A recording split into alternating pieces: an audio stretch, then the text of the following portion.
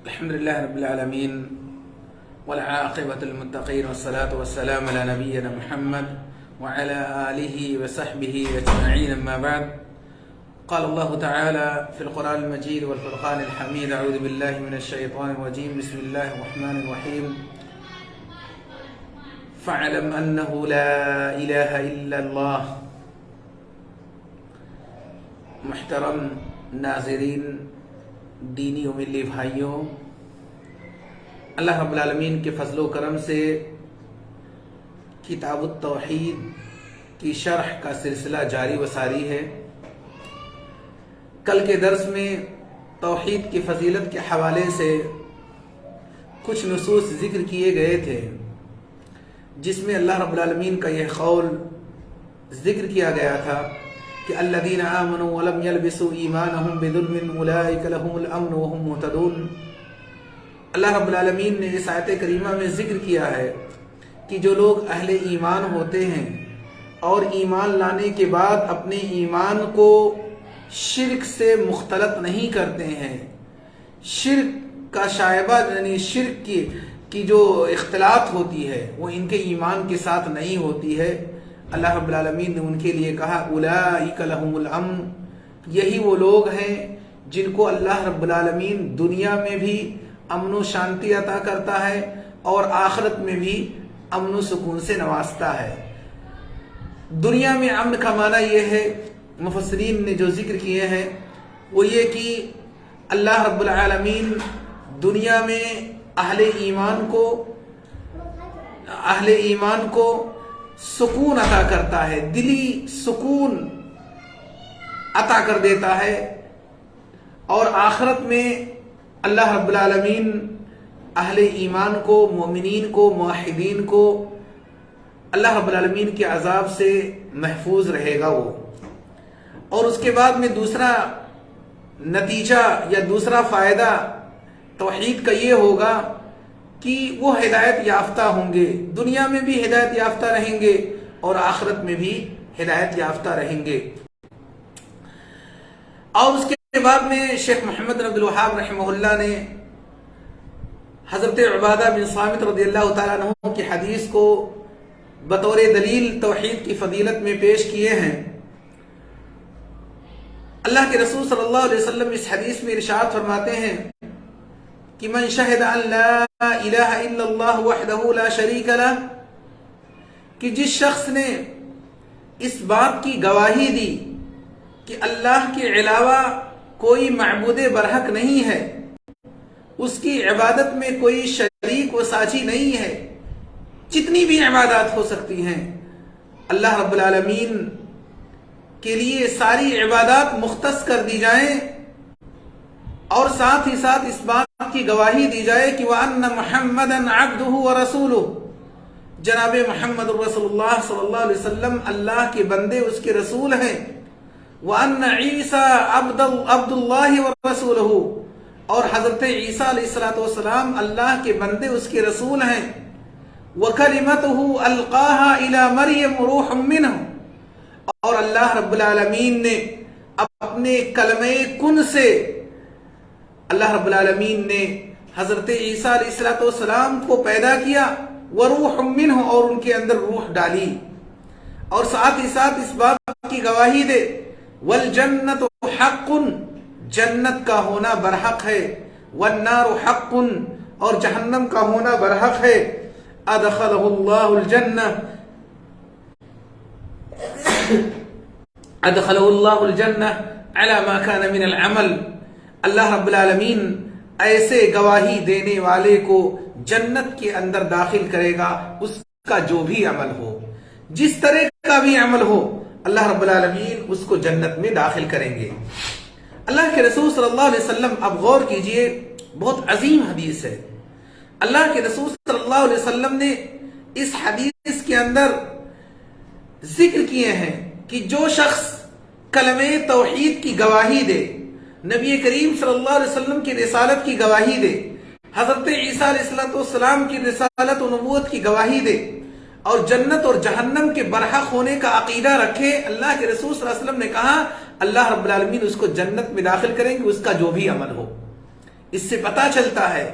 کہ جو موحدین ہوتے ہیں، جو کلمہ لا الہ الا اللہ کے تقاضے کو پورا کرتے ہیں، وہ جنت میں ہر حال میں داخل کیے جائیں گے، ہر حال میں داخل کیے جائیں گے۔ اسی وجہ سے اللہ کے رسول صلی اللہ علیہ وسلم نے ایک دوسری حدیث میں فرمایا کہ جس کے دل میں رائی کے دانے کے برابر بھی توحید ہوگا، اللہ رب العالمین اس کو بھی جہنم سے نکال کر کے جنت میں داخل کریں گے۔ تو توحید یہ ایسی شے ہے، توحید یہ ایسا سرمایہ ہے کہ انسان کو ہر حال میں کتنا ہی بدترین عمل اس کا کیوں نہ ہو، اگر اس کے دل میں توحید ہے، اگر وہ توحید کی حفاظت کر لے گیا تو ایسی صورت میں جنت میں جانا لازمی و غیرانی ضروری ہے۔ یہ اللہ کے رسول صلی اللہ علیہ وسلم نے اس کی ضمانت دی ہے۔ اللہ کے رسول صلی اللہ علیہ وسلم نے ذکر کیے ہیں کہ رائی کے دانے کے رائی کتنا اس کی حجم ہوتی ہے، یعنی رائی کے دانے کے برابر اگر انسان کے دل میں ایمان ہوگا، کلمہ توحید ہوگا، وہ بھی شخص جنت میں داخل کیا جائے گا۔ اس حدیث کے اندر چند نقاط ہیں، اس کو میں اور مزید واضح کرنا چاہتا ہوں۔ اللہ کے رسول صلی اللہ علیہ وسلم نے کل میں اشارتاً اس بات کا تذکرہ ہوا تھا، اللہ کے رسول صلی اللہ علیہ وسلم نے اس حدیث میں ذکر کیے ہیں کہ من شہدہ، آپ صلی اللہ علیہ وسلم نے لفظ شہدہ، کلمہ شہدہ کا لفظ استعمال کیے ہیں، یعنی من شہدہ، شہدہ کا لفظ استعمال کرنا علماء کہتے ہیں کہ شہدہ کا لفظ استعمال کرنا یہ موضوع محل کے مناسب ہے، چونکہ شہادت کے لیے علم کا ہونا ضروری ہوتا ہے۔ انسان کسی بھی مسئلے میں جب گواہ بنتا ہے تو اس مسئلے کے حوالے سے مکمل علم ہوتا ہے اس کے پاس، بغیر علم کے گواہ بننا جائز نہیں ہے۔ آج ہمارے معاشرے کا حال یہ ہوتا ہے، دنیا کے چند پیسوں کے خاطر لوگ جھوٹی گواہی دیتے ہیں، جھوٹ میں اس معاملے سے ان کا کوئی تعلق بھی نہیں ہوتا ہے، اس معاملے میں ایک دم بے خبر ہوتے ہیں، لیکن اس کے باوجود دنیا کی حقیر چیز کے لیے، دنیا کو حاصل کرنے کے لیے، دنیا کو پانے کے لیے آج ہمارے سماج کے بہت سارے لوگ ایسے ملیں گے آپ کو جو جھوٹی گواہی دیتے ہیں۔ میرے دینی بھائیوں، اللہ کے رسول صلی اللہ علیہ وسلم نے اس حدیث میں ذکر کیے ہیں کہ گواہی اسی شخص کو دینا چاہیے جو اس مسئلے کے بارے میں جانتا ہو، جس نے اس مسئلے کو دیکھا ہو، اس کے سامنے، اس کے آنکھوں کے سامنے وہ عمل انجام دیا گیا ہو، تب جا کر کے آپ گواہی دیں۔ اگر آپ بغیر سوچے سمجھے، بغیر اس مسئلے کے بارے میں جانکاری حاصل کیے ہوئے اگر آپ گواہ بنتے ہیں تو یقین مانیے آپ اللہ کے نزدیک مجرم قرار پائیں گے، آپ اللہ کی بارگاہ میں مجرم قرار دیے جائیں گے۔ جھوٹی گواہی دینا یہ مومن کے شایان شان نہیں ہے، جھوٹ بولنا یہ مومن کی شایان شان نہیں ہے۔ آپ کو جب اس مسئلے کے بارے میں علم ہی نہیں ہے تو ایسی صورت میں اس مسئلے میں گواہ بننا آپ کے لیے جائز نہیں ہے۔ اللہ کے رسول صلی اللہ علیہ وسلم نے کہا کہ من شہیدہ، جس نے گواہی دی، اور گواہی کے لیے علم کا ہونا ضروری ہے، گواہی کے لیے علم کا ہونا ضروری ہے۔ اللہ کے رسول صلی اللہ علیہ وسلم نے اسی وجہ سے ذکر کیا ہے کہ آپ کلمہ لا الہ الا اللہ کے بارے میں گواہ بنیں، گواہی دیں، لیکن ساتھ ہی ساتھ کلمہ لا الہ الا اللہ کا معنی بھی آپ کو جاننا ضروری ہے۔ آج کل میں نے ذکر کیا تھا کہ آج ہمارے بہت سارے لوگ، بہت سارے بھائی ایسے ہوتے ہیں جو ایک دم اعلانیہ طور پر کلمہ لا الہ الا اللہ کا اقرار کرتے ہیں، پڑھتے ہیں، کلمہ توحید کی گواہی دیتے ہیں اور اپنے عمل سے اس کے تقاضے کو پورا نہیں کرتے ہیں۔ کلمہ لا الہ الا اللہ تو کہتے ہیں لیکن اس کا معنی کیا ہے، کلمہ لا الہ الا اللہ کا مطلوب کیا ہے، اس سے مقصود کیا ہے، اس کا تقاضا کیا ہے، ہم اور آپ اس سے غافل ہوتے ہیں۔ میرے دینی بھائیوں، صرف کلمہ توحید صرف زبان سے اقرار کرنے سے کافی نہیں ہے، بلکہ آپ کو سب سے پہلے کلمہ توحید کا معنی کیا ہے اس کو سمجھنا ہوگا، اور آسان سے اسلوب میں کلمہ توحید کا معنی یہی ہے۔ آسان اسلوب میں آپ یوں کہہ سکتے ہیں کہ ہماری شریعت اسلامیہ نے جس کو عبادت کہا ہے اور وہ عبادت اللہ کے لیے مختص ہو، ان عبادات کو اللہ کے علاوہ دوسروں کی طرف پھیرنا جائز نہیں ہے، اسی کا نام توحید ہے۔ یعنی ساری عبادتیں، ہر وہ عمل جس کے ذریعے سے ہم اللہ رب العالمین کو راضی کرنا چاہتے ہیں، ہر وہ کام، ہر وہ عمل صالح جس کے ذریعے سے ہم ثواب حاصل کرنا چاہتے ہیں اللہ رب العالمین سے، ہمارا وہ عمل اللہ کے لیے ہونا چاہیے۔ آپ جانتے ہیں کہ شریعت اسلامیہ میں کوئی بھی عمل صالح ہو، کوئی بھی نیکی کا کام ہو، اس عمل کی قبولیت کے لیے دو اساسی شرطوں کا پایا جانا ضروری ہوتا ہے۔ کوئی بھی نیکی کا کام ہو، اگر اس کے اندر دو شرطیں نہیں پائی جا رہی ہیں تو یقین مانیے آپ کا وہ عمل اللہ کی بارگاہ میں شرف قبولیت سے نوازا نہیں قبول ہوگا۔ پہلی شرط جو لگائی جاتی ہے وہ اخلاص ہو، آپ اس عمل کو اللہ کے لیے انجام دے رہے ہوں، لوگوں کے لیے نہیں، دکھاوے کے لیے نہیں، ریا نمود کے لیے نہیں، بلکہ آپ کا وہ عمل خالصتاً لوجہ اللہ ہو، اللہ کو راضی کرنا مقصود ہو۔ اور دوسری شرط یہ ہوتی ہے کہ اس عمل میں نبی کریم صلی اللہ علیہ وسلم کی سنت، نبی کریم صلی اللہ علیہ وسلم کا طریقہ پایا جانا لازمی اور ضروری ہوتا ہے۔ یہ ہمارے عملوں کی قبولیت کے لیے بنیادی دو شرطیں ضروری ہیں۔ وہ عمل اللہ کے لیے ہو، یہ پہلی شرط ہوئی۔ دوسری شرط یہ ہے کہ نبی کریم صلی اللہ علیہ وسلم کی سنت اور طریقے پر ہو۔ نبی کریم صلی اللہ علیہ وسلم نے اس عمل کو، جس عمل کو ہم نیکی کا عمل انجام دے رہے ہیں، نیکی سمجھ کر کے کر رہے ہیں، عمل صالح سمجھ کر کے کر رہے ہیں، اس عمل کو نبی کریم صلی اللہ علیہ وسلم نے کیسے کر کے دکھایا ہے، کیسے انجام دیا ہے، ہونا ضروری ہوتا ہے۔ تو میں عرض یہ کر رہا تھا کہ اللہ کے رسول صلی اللہ علیہ وسلم نے اس حدیث میں ذکر کیا کہ من شہدہ، یہ اس بات کی طرف اشارہ ہے کہ کلمہ توحید کا معنی جاننا لازمی و ضروری ہے۔ اور خود اللہ رب العالمین نے قرآن کریم کے اندر ذکر کیا ہے کہ الا من شہد بالحق وهم يعلمون، کہ گواہ وہی شخص بن سکتا ہے، گواہ کے لائق وہی شخص ہوتا ہے جس کے بارے میں اس کو علم ہو، جاننا ضروری ہے۔ اللہ رب العالمین نے کلمہ توحید کے حوالے سے فرمایا فَعْلَمْ أَنَّهُ لَا إِلَهَ إِلَّا اللَّهُ، اے میرے بندو جان لو، کلمہ توحید کا معنی یہی ہے کہ اس کائنات میں، اس روئے زمین پر اللہ کے علاوہ کوئی معبود برحق نہیں ہے، یہی کلمہ توحید کا معنی ہے۔ اللہ کے رسول صلی اللہ علیہ وسلم نے اس حدیث میں ذکر کیے ہیں کہ من شہد ان لا الہ الا اللہ وحدہ لا شریک لہ، اللہ کے رسول صلی اللہ علیہ وسلم کا یہ لفظ وحدہ، یہ تاکید ہے اللہ رب العالمین کی الوہیت کے اثبات کے لیے، یعنی اللہ رب العالمین نے الا اللہ وحدہ، یعنی ہماری عبادتیں خالص، جبکہ اس کے اندر یعنی حصر کا معنی پایا جاتا ہے، یعنی عبادت صرف اللہ ہی کے لیے ہونی چاہیے۔ اور ساتھ ہی ساتھ اللہ کے رسول صلی اللہ علیہ وسلم نے مزید تاکیدی الفاظ میں کہا وحدہ لا شریک لہ، گویا کہ وحدہ کے ذریعے سے اللہ رب العالمین کی الوہیت کی اس بات کی تاکید ہو رہی ہے، اور لا شریک لہ سے تمام معبودان باطلہ کی نفی کی تاکید ہو رہی ہے۔ یعنی جیسا کہ آپ جانتے ہیں کہ کلمہ توحید دو چیزوں پر سے مشتمل ہوتا ہے، دو چیزوں پر مشتمل ہوتا ہے۔ ایک تو سب سے پہلی چیز یہ ہے کہ معبودان باطلہ کا آپ انکار کریں۔ میں بارہا کہتا رہتا ہوں کہ اگر کوئی شخص صرف اللہ رب العالمین کی الوہیت کا اقرار کر لے، معبودان باطلہ کا انکار نہ کرے، آپ کا کلمہ، آپ کا کلمہ توحید اللہ کی بارگاہ میں شرف قبولیت سے نوازا نہیں ہے، مقبول نہیں ہے آپ کا کلمہ۔ ضروری ہے کہ آپ سب سے پہلے جتنے بھی معبودان باطلہ ہیں، جتنے بھی معبود مخلوق کی عبادت کی جاتی ہے، ساری مخلوقات کی معبود کے جو درجے میں دیے گئے ہیں ان سب کی آپ نفی کریں، پھر اس کے بعد میں آپ اللہ رب العالمین کے لیے الوہیت کو ثابت کریں۔ تو یہ ولا شریک لہ سے اللہ کے رسول صلی اللہ علیہ وسلم نے تاکید کی ہے کہ آپ اس بات کی گواہی دیں کہ اللہ کے علاوہ کوئی معبود ہے ہی نہیں، معبودان باطلہ کا آپ انکار کریں۔ اور اس قول کے ذریعے سے، اس حدیث میں اللہ کے رسول صلی اللہ علیہ وسلم نے ایسے لوگوں پر رد کیے ہیں، ایسے لوگوں کے عقیدے کو باطل قرار دیا ہے جو نبی کریم صلی اللہ علیہ وسلم کی ذات میں، نبی کریم صلی اللہ علیہ وسلم کی ذات مطہرہ میں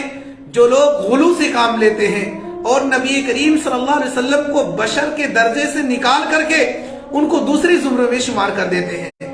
میرے بھائیوں، اللہ کے رسول صلی اللہ علیہ وسلم نے اس حدیث میں اپنی شخصیت کے لیے عبد کا لفظ استعمال کیا، وَأَنَّ مُحَمَّدًا عَبْدُهُ، اور عبد کا اطلاق انسان پر ہوتا ہے، عبد کا اطلاق انسان پر ہوتا ہے۔ اور آپ غور کیجئے، عبد انسان ہونا یہ ایک عقل، یہ اس کے اندر یعنی احساس کمتری نہیں ہے، اس کے اندر درجے میں درجات کی بلندی کے لیے استعمال کیا گیا ہے۔ اللہ رب العالمین نے عبد کا لفظ استعمال کیا ہے اور ساتھ ہی ساتھ اس کی نسبت اپنے ذات کی طرف کی، عبدہ، اللہ کا بندہ۔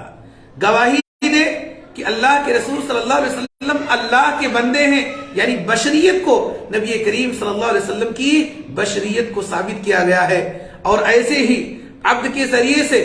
ورسولہ کے ذریعے سے اللہ کے رسول صلی اللہ علیہ وسلم نے ان لوگوں کے عقیدے کو باطل قرار دیا ہے جن کا تصور یہ ہوتا ہے کہ اللہ کے رسول صلی اللہ علیہ وسلم کا کلام عام انسانوں کی طرح ہے، عام انسانوں کی طرح نبی کریم صلی اللہ علیہ وسلم کا کلام ہے۔ ایسا ہرگز نہیں ہے۔ اللہ کے رسول صلی اللہ علیہ وسلم بشر ہیں، انسان ہیں، لیکن انسانوں میں سب سے افضل ہیں، انسانوں میں سب سے افضل ہیں۔ اللہ کے رسول صلی اللہ علیہ وسلم کو نبوت سے سرفراز کیا گیا، آپ نبی اور رسول ہیں، آپ کا مقام تمام انسانوں سے افضل ہے، بلکہ انسانوں میں اس کائنات کی سب سے افضل مخلوق انسان ہے، اور انسانوں میں سب سے افضل جناب محمد رسول اللہ صلی اللہ علیہ وسلم کی ذات ہے۔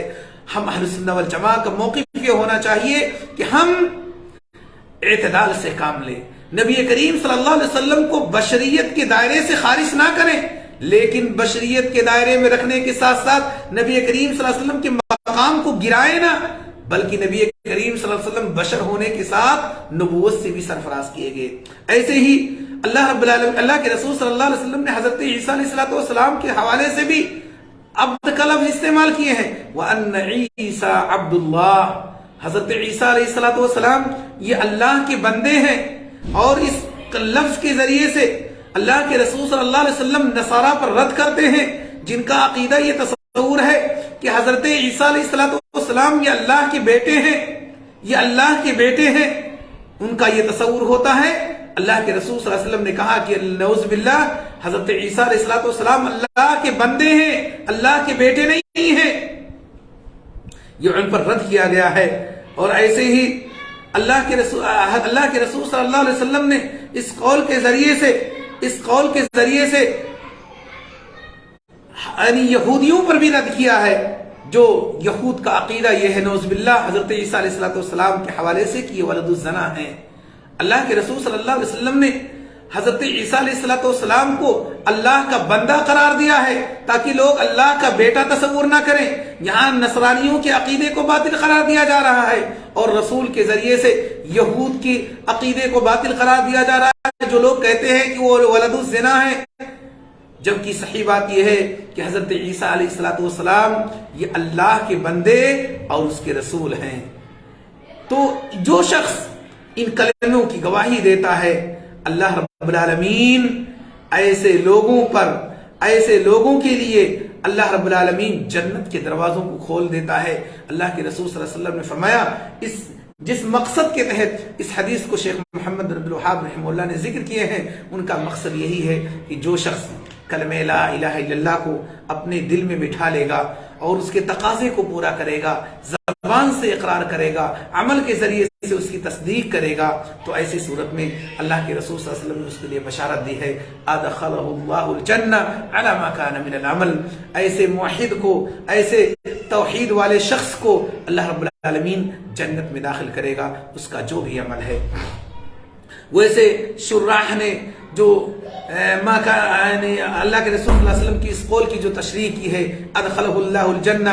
علی ما کان من العمل، اس کی تشریح علماء نے تین طریقوں سے کی ہے۔ سب سے پہلا معنی یہ ہے کہ علی ما کان من صلاح و فساد من عملہ، یعنی اللہ رب العالمین موحد کو، اہل توحید کو اللہ رب العالمین جنت میں داخل کرے گا، چاہے اس کے پاس اس کے اعمال اچھے ہوں یا برے ہوں۔ اگر اس کے پاس توحید کا سرمایہ ہے تو اللہ رب العالمین اس کو جنت میں ضرور ضرور داخل کرے گا۔ ہاں یہ الگ مسئلہ ہے کہ اس کو اگر وہ جہنمی ہوگا، جہنم میں داخل کیے جانے کا اور اپنی سزاؤں کو جھیلنے کے بعد پھر آخر میں اللہ رب العالمین توحید کے پاداش میں اس کو جنت سے نکالیں گے۔ ایسے ہی اللہ رب العالمین ایک دوسرا معنی جو علماء نے ذکر کیا ہے علامہ کان من العمل کا معنی یہ ہے کہ اللہ رب العالمین مؤمنین کے درجات کو ان کے اعمال کے اعتبار سے بلند کرے گا۔ مؤمنین کے درجات کو ان کے اعمال کے اعتبار سے، جس کا جس طرح سے عمل ہوگا اللہ رب العالمین ان کے درجات کو بلند کرے گا۔ ایسے ہی تیسرا معنی جو ذکر کیا گیا ہے کہ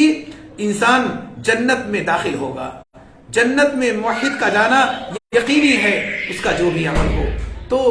علی کل حال جتنی بھی معانی ذکر کیے گئے ہیں سب توحید ہی کے حوالے سے ہیں، یعنی توحید اتنا عظیم سرمایہ ہے، اتنی عظیم چیز ہے کہ جس کے دل میں بھی توحید ہوگا اللہ رب العالمین اس کو جس طرح سے بھی چاہے، اس کا جو بھی عمل رہے گا، اگر سزا بھی دینا چاہے گا تو سزاؤں سے دوچار کرنے کے بعد بھی آخر میں اللہ رب العالمین اس کو جنت میں ضرور داخل کریں گے۔ کوئی بھی شخص، کوئی بھی موحد آخر تک ہمیشہ کے لیے جہنم میں باقی نہیں رہ سکتا ہے۔ ایک دن ایسا آئے گا کہ اللہ رب العالمین اس کو جہنم سے نکال کر کے جنت میں ضرور داخل کریں گے۔ الہ العالمین سے دعا گو ہوں کہ الہ العالمین تو ہم سب کے دلوں میں توحید کو جاگزی کر دیں، الہ العالمین تو ہم سب کا خاتمہ ہو تو توحید پر ہو، آمین۔ تقبل یا رب العالمین۔ هذا والله اعلم، صلی اللہ نبینا محمد وعلى آلہ وصحبہ اجمعین، والسلام علیکم ورحمۃ اللہ وبرکاتہ۔